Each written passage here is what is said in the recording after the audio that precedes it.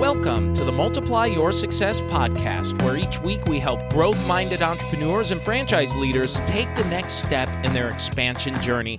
I'm your host, Tom Dufour, CEO of Big Sky Franchise Team, and as we open today, the question has to do with your company benefits.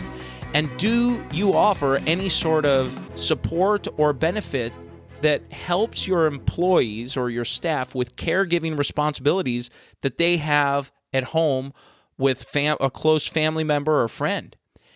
And for most companies, the answer is probably no, you don't have benefits in place for that. But it doesn't have to be that way.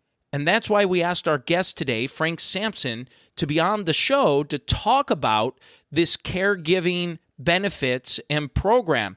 His company, Senior Care Authority, which he founded and is a national network with over 70 locations across the country, offers a program like this, and he talks about why these are important and how and why it matters to your employees and how it actually benefits you as an employer in retaining and attracting great staff and talent, which is always a timely issue. I feel fortunate to have had the great opportunity to get to know Frank over the course of the last year and a half that we've been working together and getting to know him as a person, as a leader, and as a client. So let's go ahead and jump into our interview. Well, Tom, thanks for having me on. I really appreciate it. And it's a great podcast that you run. So it's an honor to be on. My name's Frank Samson. I'm founder, CEO of Senior Care Authority. Great. Well, and so grateful to have you on the show. And you have such an awesome background as an entrepreneur, as a franchisor, and really innovating and creating just some new businesses and new ideas that you've taken to market. So I'd love for you just to share a little background about you and how you ended up at Senior Care Authority. Great. Well, I'll try to make it short, because I have a long background, not only because of my age. I got many years. So, but I actually started out in the travel industry for many years. I was in the hotel restaurant school, where I went to university and studied that. And so I was in the travel industry for well over 30 years and had a great career.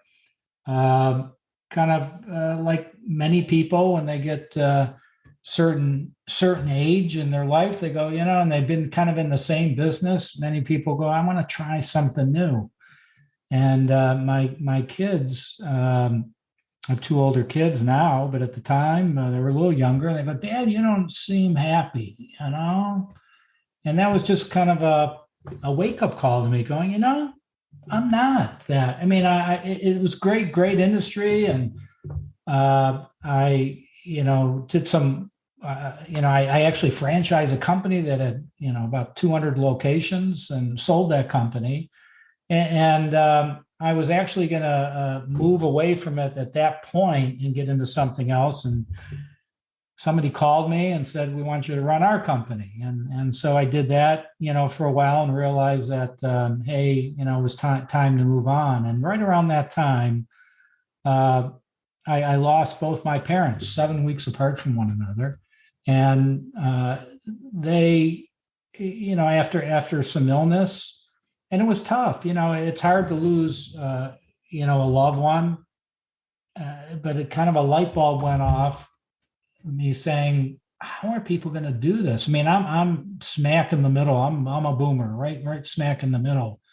And I'm thinking, how are that generation gonna do this? This is tough stuff, It's not something we're used to dealing with. And I basically took some time and started researching the industry, the senior care industry, and founded Senior Care Authority, and started doing it here in Northern California initially, and now we franchise it. Today we have over 70 locations, and love what I do again.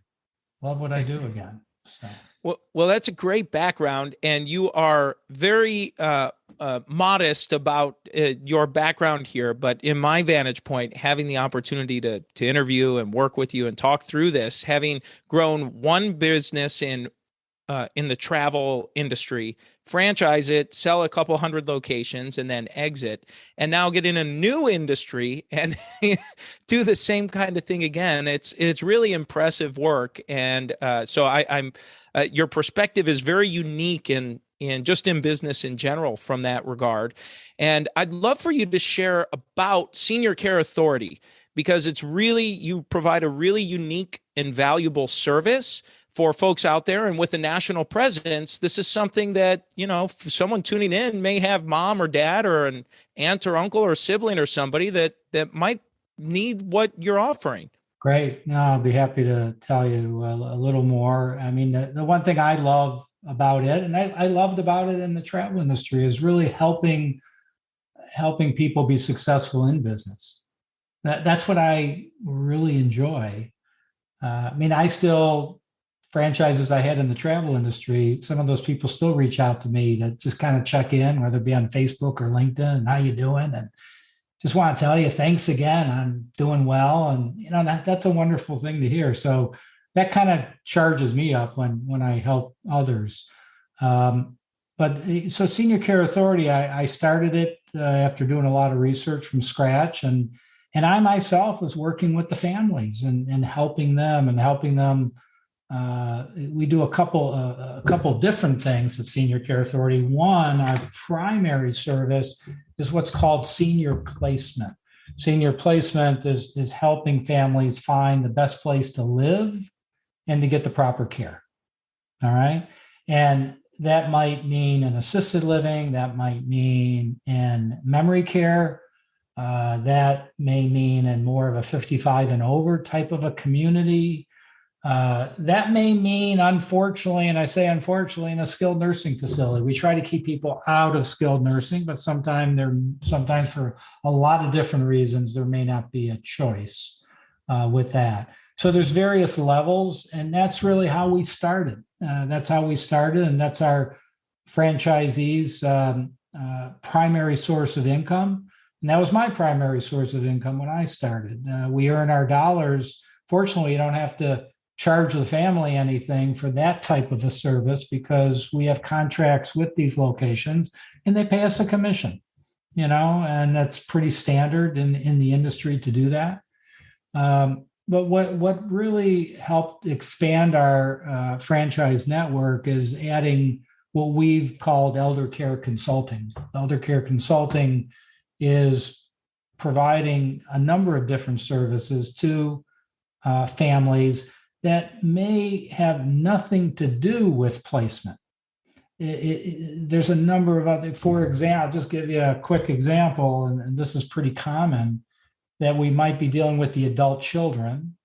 And let's just say there's three of them, two daughters and a son. And one of the daughters that we're dealing with feels that maybe dad should go to assisted living.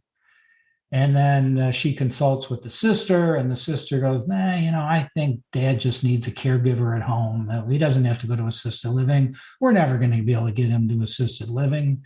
And then the brother goes, what's wrong with dad?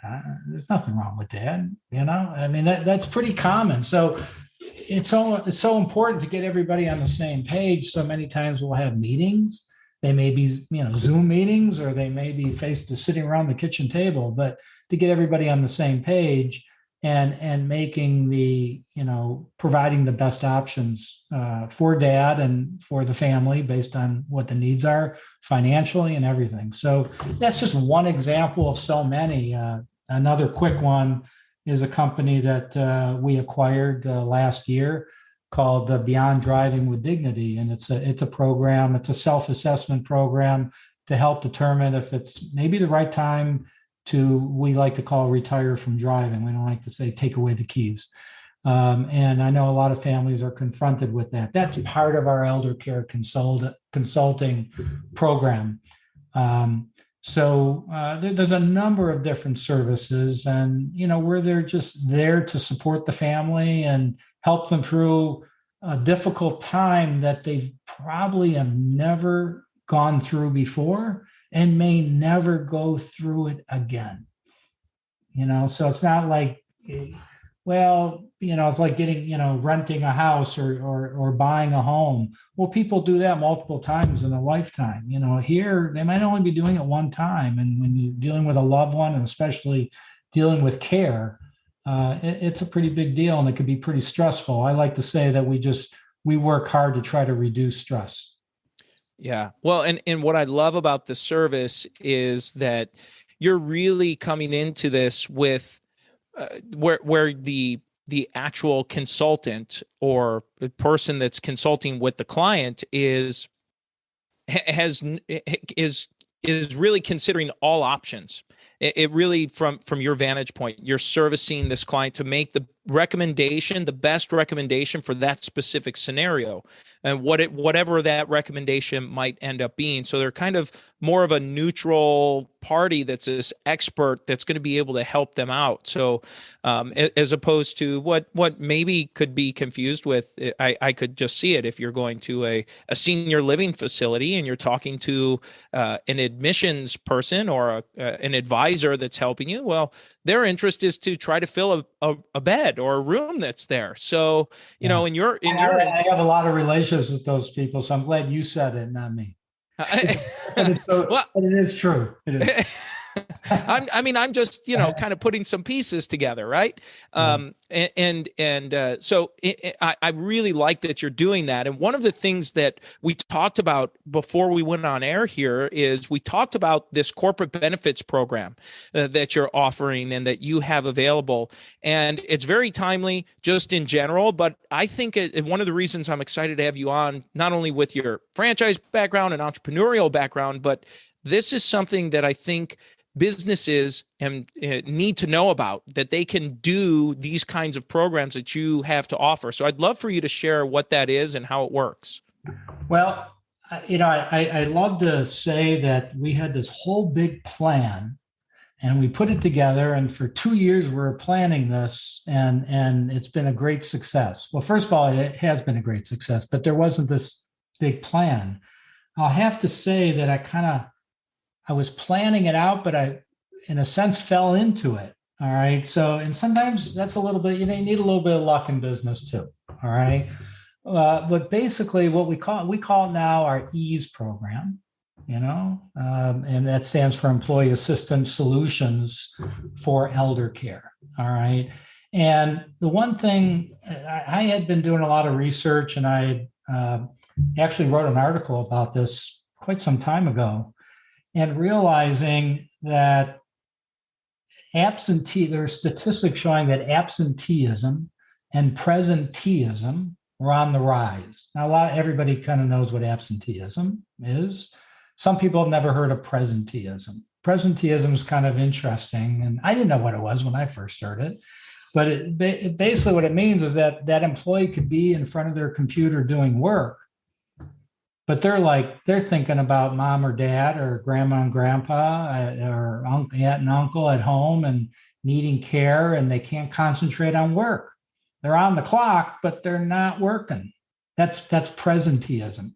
All right. And basically, I realized that companies were offering quite a bit in benefits as it relates to childcare and time off. And you have a baby, and you get time off, and that's a great thing. But what has been forgotten and is now becoming quite apparent, and a lot of companies are now implementing it, is to provide benefits to their employees as it relates to senior care. Okay, where a loved one, it's very time consuming. It could be especially if you try to do it alone. So that's what we want. That's the plan was to put together a program for companies so their employees don't have to take off as much time. They don't have to be as stressed out. I like to say we would eliminate stress, but I would say we relieve stress. All right. And that they have somebody to turn to for help. Now, when I was kind of planning this out, I got a phone call from will remain nameless right now, but a pretty good sized company in the Fortune 500 realm. And I was introduced through a mutual friend, and they saw what we were doing. They said, we need this, and literally we put it together for them. So that's kind of how it started. And so basically the program is all the services plus more that we provide in elder care consulting, in placement, in overall just advice. And we provide a landing page for companies so their employees can go to. We provide, as you know, Tom, I do a podcast as well.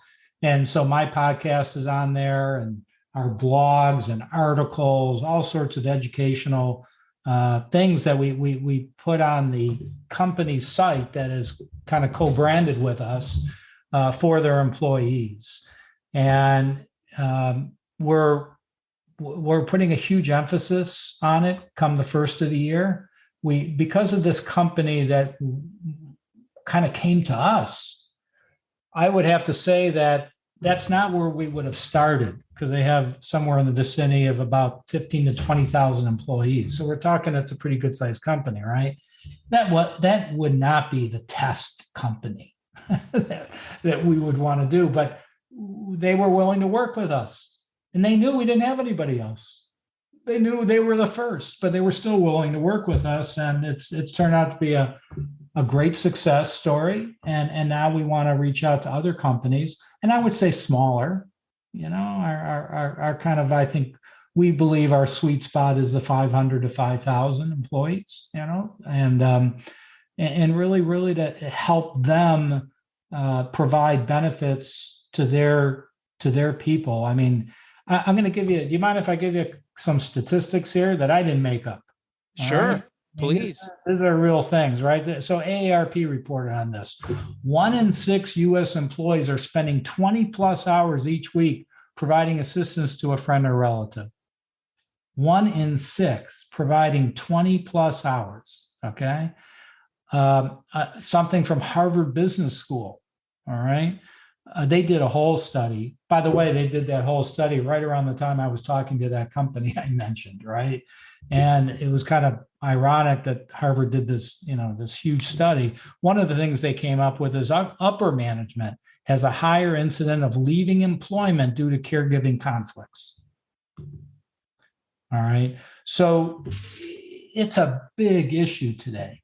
It's a big issue. It's and especially, I don't know when people would be listening to this podcast, but today we're dealing, as you know, with people who are, not going back to work, and so it's tough to find good employees. So to provide a better benefit package, and that's what we want to be part of, that benefit package, that somebody might look at it and go, you know what, that's a great benefit because my mom's not doing so well, and it'd be nice to have somebody to lean on. I'm glad this company has thought of having that benefit. And so you could attract some people that maybe you wouldn't have attracted before.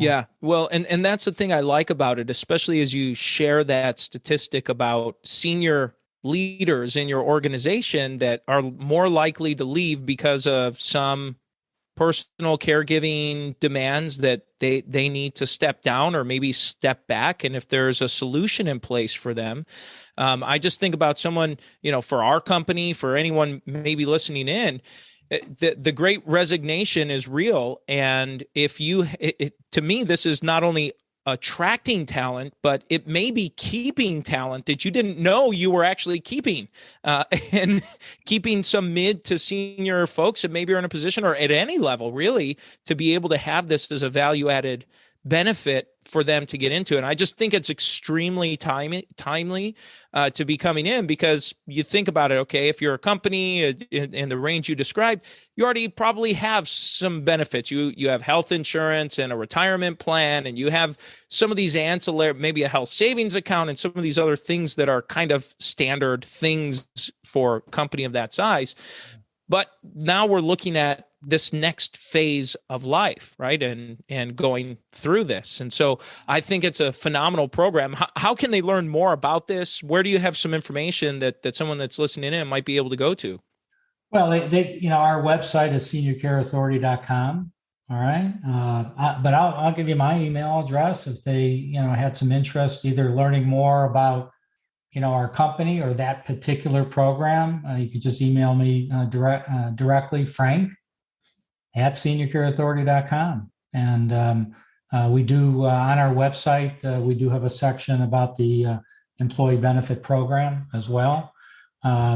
So it's and the more I've gotten into it, I don't know if we have time just to read you a couple others. And this was done, Harvard did this very extensive study on this, and they interviewed employees from all over the country, and they interviewed some of those same employers that those employees were working for. And there was a disconnect. There was a disconnect. The employees basically saying, yeah, I need this. And the employers generally going, I don't know if that's, they need it.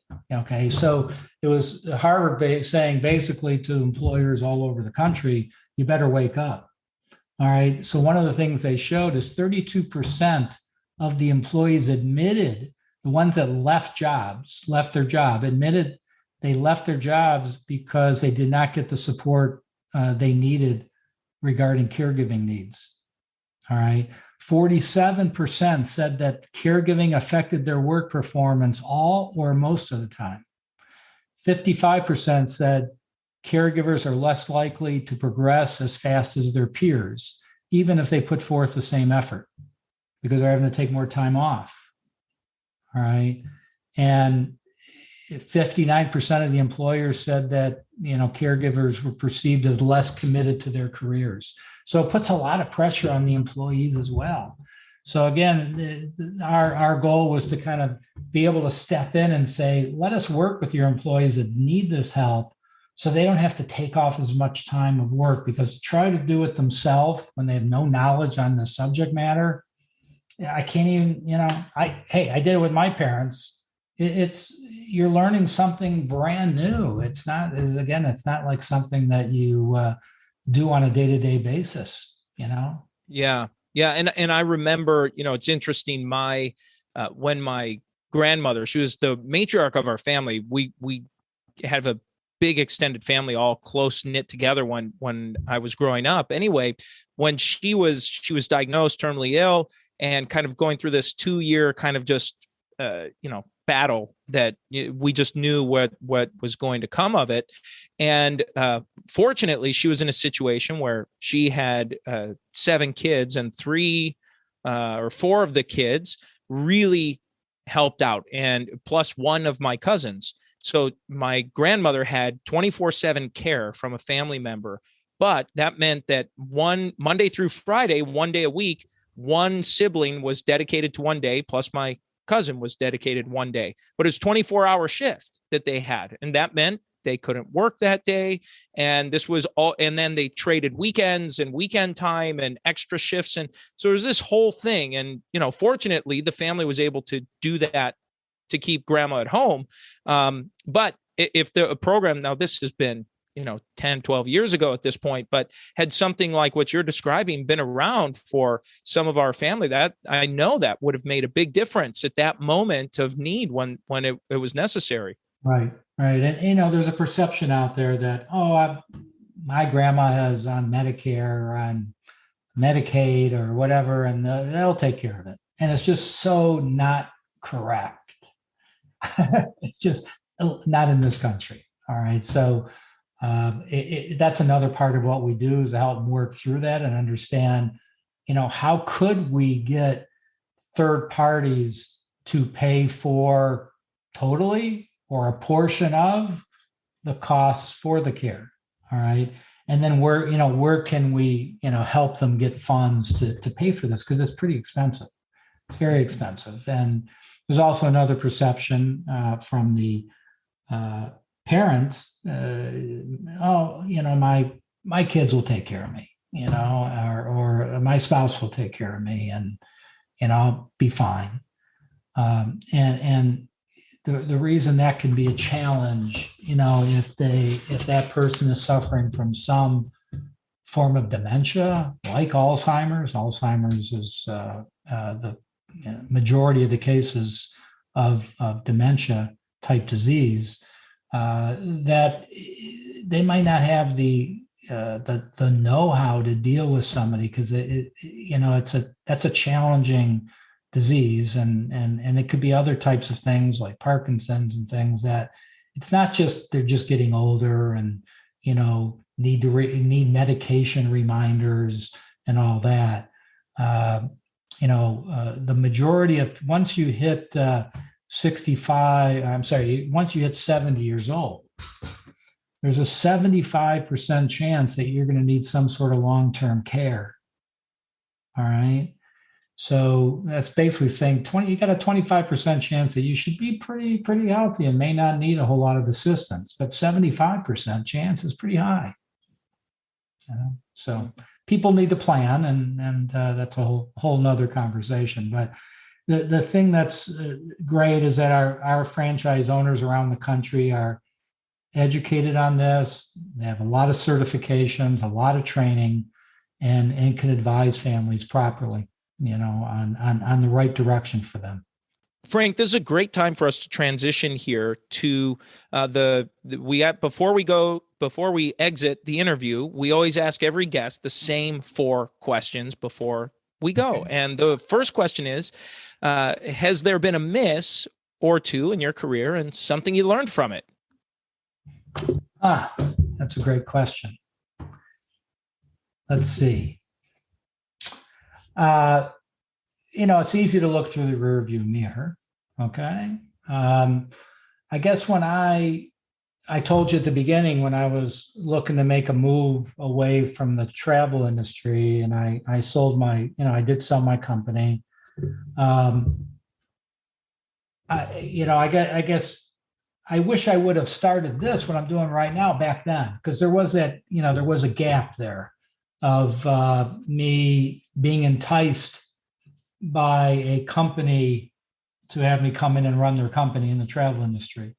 And they threw dollars at me, and I accepted. And I did it for a while longer, and I realized it wasn't the dollars, because they were paying me pretty good, and I was running a company. But I still wasn't happy with what I was doing. And I get so much gratification from what I'm doing right now. So I guess a miss, I don't know if I call it a miss, it was just timing. If I would have had to do it all over again, I wish I would have started this earlier in my career. So not a huge one, but that, sometimes timing is everything. Yeah. Absolutely. Well, thank you for sharing that. And let's look at it on the other side. How about a make or 2? You've shared a whole bunch already. Is there anything that stands out?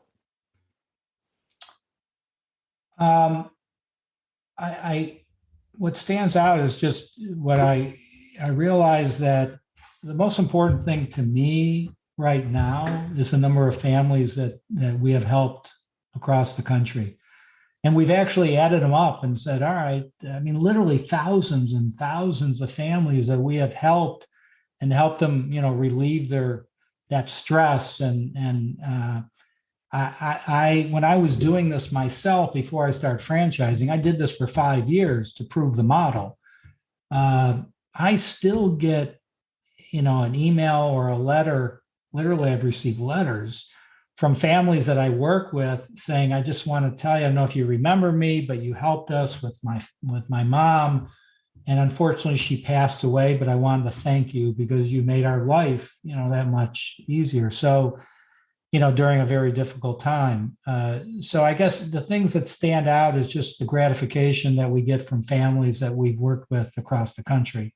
And I think a close second to that is, just watching our franchise owners succeed in their businesses in the same way. And so, both those are things that I have to say that stand out. I don't think I could think of a particular incident, but,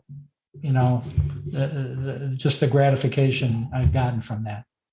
Yeah. Well, and thank you for sharing. Thank you. And the next question we like to ask is, has there been a multiplier or 2 that you've used in growing yourself personally, professionally, your company that you can share? Well, I one of the things that, from strictly speaking from a business standpoint, as relates to franchising, being the franchisor, and you know this as well, if not more than I do, because you've been in the field as well.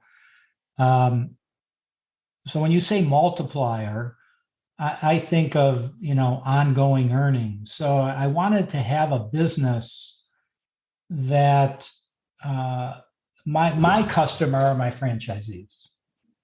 That's my customer. Okay. And so I wanted to have a business that we had the ability to continue to earn dollars, which we do. It's pretty well known in the franchising industry that I'm earning a little bit of money on their business. So as they grow their business, then I earn more. So, that's what I would, suggest for anybody to, as a startup, to be thinking about, that getting into the business where you're getting, whether it's a retainer or just ongoing earnings. And I wanted to have that same thing for the franchise owners. So on the franchise owner side, the one thing that I learned is that most of their business comes from referrals from elder law attorneys, referrals from hospitals, referrals from financial planners. And once they establish those types of relationships, they're getting referrals on an ongoing basis from those same professionals. So that's their retainer in a sense on an ongoing basis. So I'm not sure if that was an answer to your question, but that's, I've always thinking about that. How can you continue to earn from your, in a sense, existing customer base and grow that existing customer base? Yeah, I love it. I think that's great. I really like it. Thank you. And the final question we ask everyone, Frank, is what does success mean to you? Success to me, a lot of people put financials on it, and I don't. To me is if I see that our franchisees are succeeding, that means that they're helping a lot of families. And if they're succeeding, to me, that's success right there, to me. Because if that's all happening, I'm making a decent living at it. This type of business, if somebody wants to become a billionaire, then this isn't the business for you. But you can make a very good living at it, and our franchisees make good livings. I make a good living, but I only do if they're successful. So when they're successful, that to me is that means I've achieved what I wanted to achieve. Yeah. Well, and Frank, as we kind of close this out, is there anything you were hoping to share that you haven't had a chance to get across yet? Well, I guess we're all dealing, whoever's listening, are all dealing with situations with family members. And the best advice, I guess, I just want to give to everybody is to plan. There's 100% chance that we're going to die.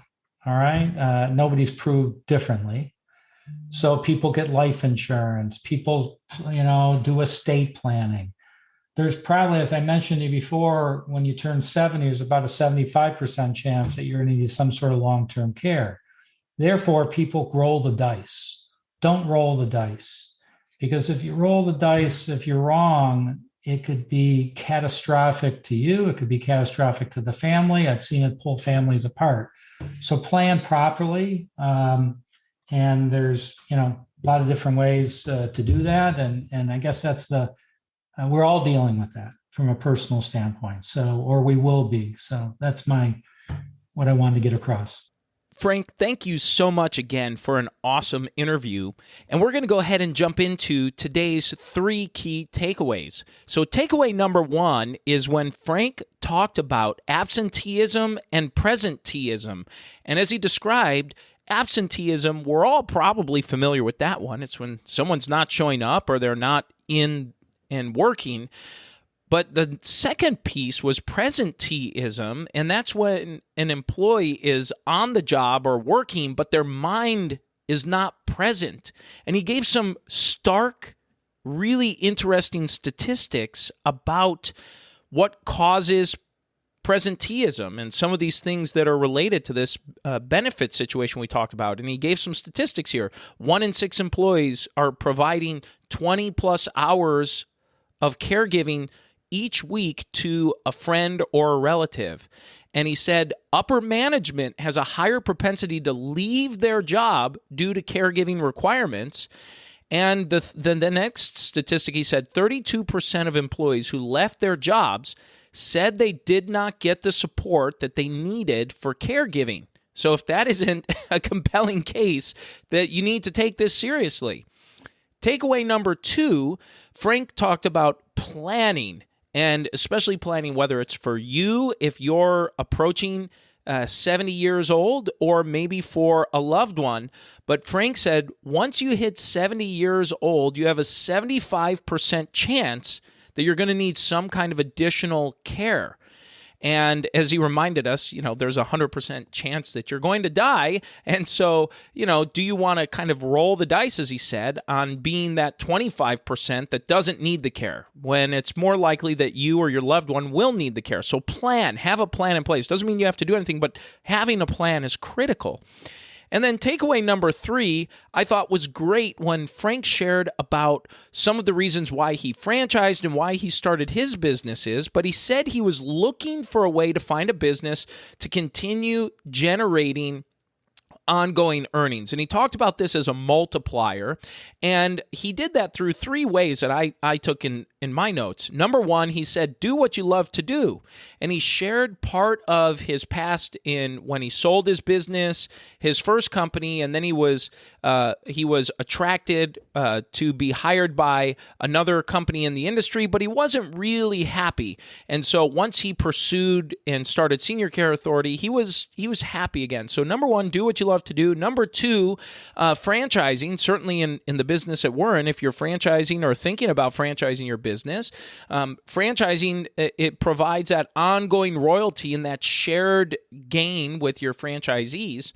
And then number 3, what he did for his current business with Senior Care Authority and his franchisees was he created this ongoing long-term referral relationships where the business is built upon these long-term relationships that continue to develop and produce customers or clients for the company. And now it's time for today's win-win. So today's win-win is if you don't have an employee benefit program in place that considers or takes into consideration caregiving services that your employees are going to be providing to their loved ones, then you need to. And Frank talked about Senior Care Authority's program, which is EASE, the EASE program, the Employee Assisted Solutions for Elder Care, and whether it's implementing a program like he offers or figuring out some program on your own, I think it's going to be critical because of some of these statistics he said. Your employees are dealing with this. And so as an employer, it's in your best interest to provide these kinds of services to your employees and to your team members because they're going to need it, and it will help in retaining and recruiting great staff and great employees. And so that's the episode today, folks. Please make sure you subscribe to the podcast and give us a review. And remember, if you or anyone you know might be ready to franchise their business or take their franchise company to the next level, please connect with us, BigSkyFranchiseTeam.com. Thanks for tuning in, and we look forward to having you back next week.